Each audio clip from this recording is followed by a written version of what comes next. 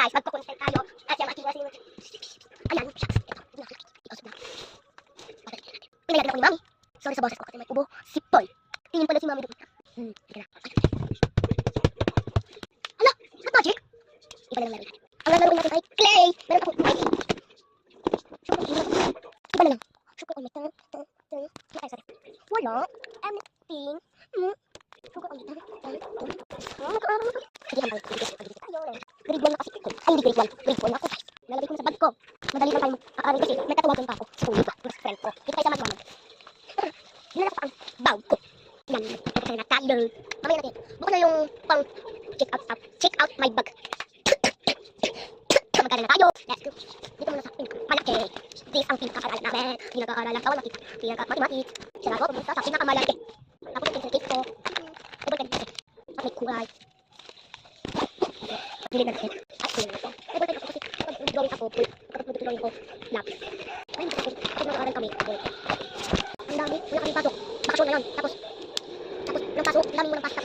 Tapusin daw namin ito, yung sobrang dami. Ngayon, bakit? Alam namin yung bakit. Hindi baliw. Dito tayo sa page. Page. Page! Sabi ni picture ko, kahit ano ng page kung mahirap or madali. Dito muna sa pera. Ang galing-galing ko sa pera, tapos aral. Hindi. Ano lang ito sa aral naman. Pen! Dito muna tayong page 136. Ito. Sugar on my tongue. Pinakita tayo. Uy, balik na tayo. Palitan ko nga yung page.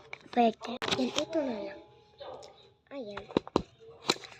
Page 130. Parang dumudugo yung dila ko. Basahin natin. Hindi tayo magbibilang. Tell how much in all. Idi 8. Sagot natin. Page.